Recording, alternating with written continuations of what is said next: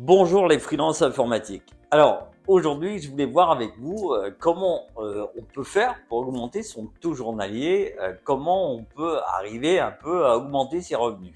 Alors voilà, vous êtes comme tout le monde, hein, on cherche tous un petit peu à augmenter nos revenus.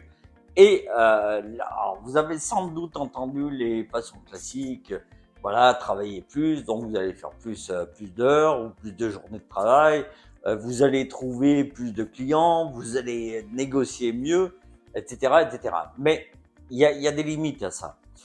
Déjà, quand on travaille en sous-traitance ou qu'on travaille avec des plateformes, c'est extrêmement difficile de négocier quoi que ce soit. Encore plus avec les plateformes qu'avec les sous-traitants. Enfin, les sous-traitants, les entreprises qui nous prennent comme sous-traitants. Euh, les plateformes, les tarifs, comme on le disait dans une précédente vidéo, sont plutôt tirés vers le bas, malheureusement, parce qu'on est en concurrence avec des dizaines, des centaines, voire des milliers d'autres freelances. Et donc, du coup, bah voilà, les clients, qu'est-ce qu'ils cherchent? Les clients qui sont au bout de la ligne, qu'est-ce qu'ils cherchent? Bah, ils cherchent un prix. Les trois quarts du temps, 80% du temps, c'est ça. Donc, avec les plateformes, c'est extrêmement difficile. Lorsque vous êtes en sous-traitance, on peut arriver à négocier le petit bout, le petit truc, bon, qui fera que, mais bon, ça reste à la marge, quoi. Donc, voilà. La solution, c'est pas ça. Et si vous passez votre temps à vous dire, bah voilà, je vais essayer quand même de négocier un peu, ou je vais trouver d'autres clients, ou je vais faire plus de jours de travail ou d'heures de travail, bah finalement, on arrive à quoi? On arrive à un épuisement parce que on n'arrive plus à se concentrer. Et Dieu sait qu'en informatique, c'est important. Donc on n'arrive plus à se concentrer. Voilà, on n'a plus de temps pour sa vie personnelle. Voilà, donc c'est pas une solution. Alors moi j'ai été confronté au problème il y a quelques années quand j'étais freelance. Et en fait, j'ai trouvé une solution qui est très bien, qui m'a très bien convenu. Mais voilà, est-ce que ça va vous convenir à vous? C'est à vous de voir si ça peut vous correspondre.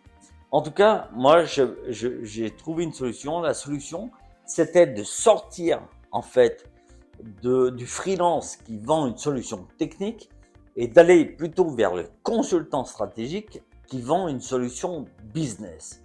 Et ça change tout. Ça change tout dans le regard des clients parce que vous n'êtes plus là pour dire, bah voilà, je vais me mettre sur, je sais pas, la messagerie, le problème des NES ou je ne sais quoi, et puis résoudre ça en 2-3 jours. Mais vous êtes là pour dire, bah ok, je vais vous mettre en place une solution de sécurité, par exemple, qui va vous garantir, je sais pas quoi, une baisse ou une augmentation de tel truc. Voilà. Donc vous êtes là plutôt pour apporter une solution, des résultats, des bénéfices clients. Et ça, c'est quelque chose qui se vend beaucoup plus cher. En tout cas, vous n'êtes pas du tout perçu de la même manière par les clients. Les clients vous considèrent votre expertise, ça c'est important. Vous êtes leur partenaire stratégique, donc vous êtes vraiment le référent. Quand ils ont un conseil à demander au niveau technique, bon, certes, ils en parlent à leur informaticien, mais vous êtes voilà, le regard extérieur et le spécialiste, l'expert de la question. Donc ça, c'est vraiment très, très important. Et puis voilà, vos tarifs aussi, ils sont, vous pouvez, on va pas dire les augmenter de 3, 4, 5%. Là, on parle carrément de les doubler. D'accord? Donc, si aujourd'hui vous êtes, je ne sais pas, vous configurez une messagerie et vous êtes payé 400, 500, 550 € journée, eh bien très facilement vous pouvez proposer de résoudre un problème de messagerie par exemple ou de mettre en place un système de sauvegarde ou je ne sais quoi, de sécurité des trucs. Voilà, ça va vous prendre la semaine et vous facturez ça à 5 ou 6 000 euros. Voilà, par exemple. Ça, moi, ça m'est arrivé extrêmement fréquemment parce que du jour au lendemain, bah, dans la tête des clients, on n'est plus du tout perçu de la même manière. Alors, certes, quand je dis ça, il y a des limitations quand même, parce que ce que je vous conseille, c'est de ne pas du tout travailler avec les mêmes clients. Si un jour vous dites à votre client, je suis à 500 euros par jour, et le lendemain vous êtes à 1000, ça va pas, non, ça va pas le faire. Euh, les 500 euros par jour, voire moins que ça, c'est voilà, c'est des tarifs en fait que vous proposent les SS2I ou ESN ou les plateformes.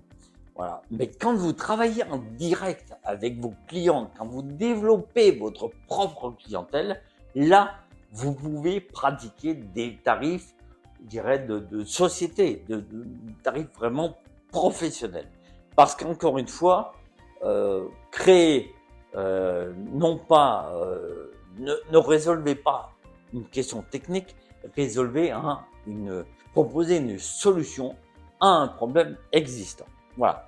Donc, je vais vous brosser un peu les trois, on va dire qu'il y a trois choses, en fait, qui bloquent votre tarif, votre TJM aujourd'hui, et c'est ce qu'on va voir dans la suite de cette vidéo.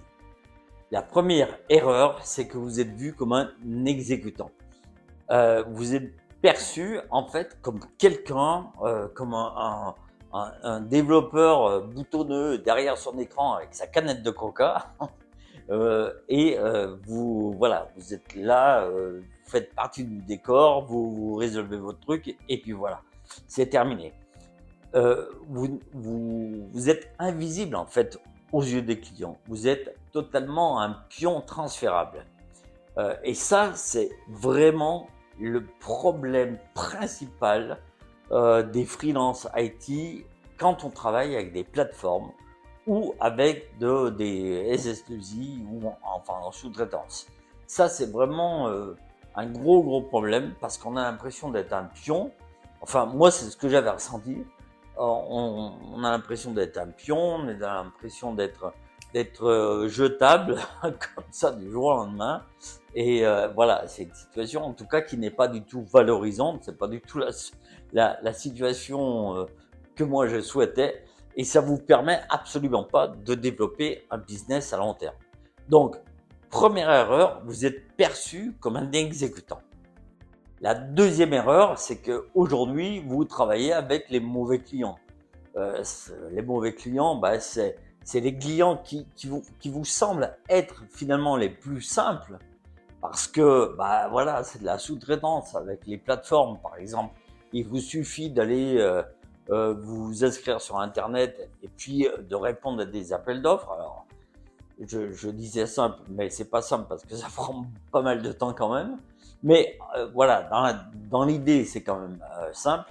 Mais par contre, à long terme, voilà, c'est totalement, enfin, c'est pas quelque chose de souhaitable ni d'enviable.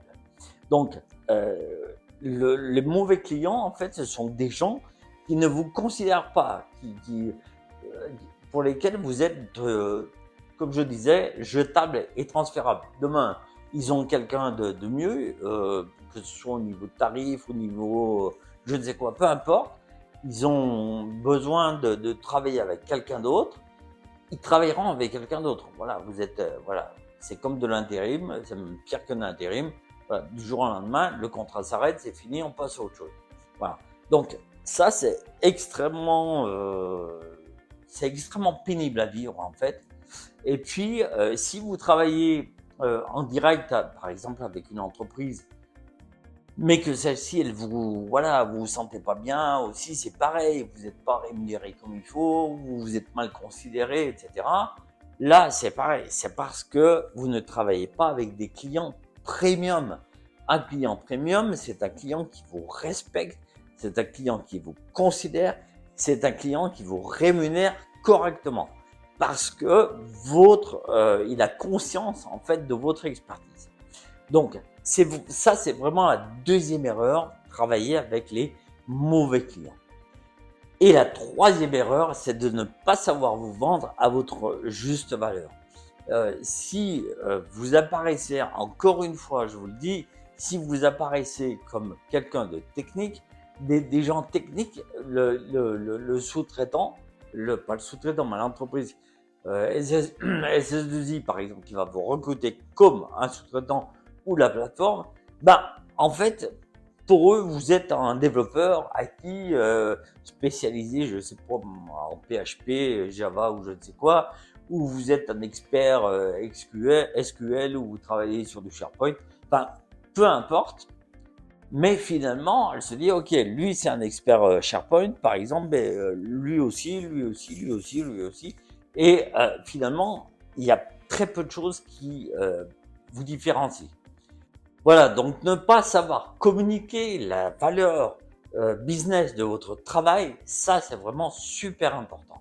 Donc maintenant, on va voir les 3 choses que vous devez mettre en place justement pour faire en sorte d'améliorer votre taux journalier. La première chose pour augmenter son taux journalier, c'est de cibler les bons clients. Et pour cibler les bons clients, on va laisser tomber les plateformes, on va laisser tomber la sous-traitance et on va se concentrer sur des entreprises finales, des entreprises, voilà, on va travailler en direct avec des entreprises et parce que elles vont nous rémunérer et on va chercher des entreprises qui ont besoin de nos services. D'accord? Donc, pour faire ça, moi je conseille pour trouver ce type d'entreprise de les chercher principalement, on va dire, sur LinkedIn, puisque c'est là que sont tous vos clients. Donc allez voir sur LinkedIn et faites une sélection. Vous avez des critères, il y a Sales Navigator par exemple qui vous permet d'affiner les choses, donc d'avoir des critères de recherche assez précis. Et donc là, vous pouvez par exemple sortir tous les responsables informatiques qui travaillent dans tel type d'entreprise, telle taille d'entreprise, tel chiffre d'affaires, machin, etc. Enfin, des gens qui sont susceptibles d'avoir déjà du business et ensuite, dans ces entreprises, allez voir leur site. Essayez de voir leur site, les offres d'emploi qu'elles publient. Parce que ça veut dire que si elle publie, je ne sais pas, une offre d'emploi où elle recherche un expert IT sur tel domaine, que vous arrivez à lui proposer ce type de service en freelance, en indépendant ou via une société que vous avez créée, ça peut largement les intéresser. Voilà. Donc, la première chose, c'est ça, c'est cibler les bons clients. La deuxième chose, c'est développer votre identité de marque, ce qu'on appelle le personal branding. Donc ça, c'est très très important. Il faut que vous ayez une image, qu'on se rappelle de vous, et une image bien construite. D'accord? Donc, une identité graphique, un site web, un profil LinkedIn qui soit bien fait, bien détaillé. Donc, votre profil LinkedIn, quand vous allez le faire, ne dites pas, j'ai exercé, j'ai fait telle mission dans telle entreprise, ou pour tel client, ou pour telle plateforme. Dites ce que ça a permis, le résultat que ça a permis d'atteindre. Rappelez-vous une chose, c'est que le client n'achète pas une technique, il achète un résultat. Ça, c'est très important à comprendre parce que c'est ça qui va vous permettre de multiplier vos revenus. D'accord? Donc, comprenez que cette question de personal branding va vous positionner comme un expert de telle ou telle question aux yeux des entreprises et petit à petit, eh bien, elles vont venir vous demander des conseils. Donc, développer un personal branding, il y a 2 aspects. Il y a l'aspect, on va dire, image qu'on a sur le web. Et la deuxième chose aussi, c'est qu'une fois qu'on a établi cette image-là, on va communiquer sur le web. C'est-à-dire que, par exemple, sur LinkedIn, vous allez faire régulièrement des posts ou sur YouTube, vous allez publier des vidéos pour démontrer votre expertise. Et au bout d'un moment, inévitablement, vous aurez des gens qui vont rentrer en contact avec vous, qui vont vous demander tiens, vous êtes un expert sur telle chose, nous on a tel problème dans notre entreprise, comment on peut faire, etc., etc. Et voilà, et la discussion va s'enclencher et c'est comme ça que vous allez trouver votre business. Et le troisième point, c'est développer une offre premium, une offre à valeur ajoutée. C'est-à-dire que là, en fait, il va falloir packager votre offre. Alors, qu'est-ce que ça veut dire exactement? Imaginons que vous soyez un expert en sécurité. Vous êtes un expert en sécurité, donc voilà, vous connaissez parfaitement bien le DNS, la messagerie, toutes les questions IP, etc., les différents protocoles, enfin bon, bref, tout un tas de choses très techniques. Ça, vous le maîtrisez très bien. Voilà. Mais en fait, c'est pas quelque chose qui va être vendable. Ou alors, comme je vous disais tout à l'heure, vendable à des connaisseurs, donc à des plateformes ou en sous-traitance, mais ça va pas parler aux dirigeants d'une entreprise. Ce qui va parler aux dirigeants d'une entreprise, qui est 90% du temps quelqu'un de non technique, ce qui va lui parler, c'est le problème que vous allez résoudre. Bien sûr, ce problème, évidemment, il va se baser sur votre expertise. Donc, moi, ce que je vous conseille, c'est de partir de votre expertise et chercher quel problème je peux résoudre avec mon expertise. Et ça va vous permettre de packager une offre premium et c'est ça que vous allez vendre. Comme je dis quelquefois, au lieu de dire, bah voilà, je vais configurer des firewalls parce que si, parce que ça, machin, on s'en fout de ça. Enfin, on s'en fout. On s'en fout pas, mais je dirais que ça, voilà, c'est votre source. Ça vous concerne vous, ça concerne vous et le responsable de l'informatique de l'entreprise, par exemple. Mais le dirigeant, le manager, le dirigeant de l'entreprise, qui n'est pas technique, firewall, ça ne lui parle pas. Il voit pas ce que c'est. Par contre, si vous lui dites, bah voilà, moi je mets en place une solution dans la semaine ou je sais pas, dans les 15 jours, dans le mois, dans les 2 mois, enfin bon, peu importe, je mets en place une solution qui permet de résoudre ou de diminuer le nombre d'attaques de 90%, par exemple, tout de suite là, c'est plus pareil. C'est plus pareil, là, bah, vous écoutez, vous allez avoir ces deux oreilles. Et voilà, et après ça, c'est quelque chose que vous pouvez vendre très cher. Voilà. Écoutez, voilà, c'est tout ce que je pouvais vous dire sur cette vidéo-là. Donc, le taux journalier, pour résumer, le taux journalier, voilà, si vous négociez un petit peu, machin, vous allez, voilà, le faire augmenter peut-être de 2-3%, voilà, il va suivre l'inflation, voilà, super. Nous, ce qu'on veut, c'est vraiment un boost. Et pour avoir vraiment un boost, le truc, c'est de sortir de cette partie technique et d'aller vers les résultats. Vous allez vendre un résultat, vous allez vendre une solution. Voilà. Si ça vous intéresse d'aller plus loin et qu'on travaille ensemble et de mettre ça en place, je vous ai mis un lien dans la description qui va vous emmener vers une vidéo qui va vous expliquer un petit peu le système. Et puis, vous aurez la possibilité de prendre rendez-vous avec moi, on en discute et puis on voit si on peut travailler ensemble. Voilà. Merci pour avoir suivi cette vidéo jusqu'au bout. Et puis moi, je vous dis à très bientôt pour une prochaine vidéo. Ciao.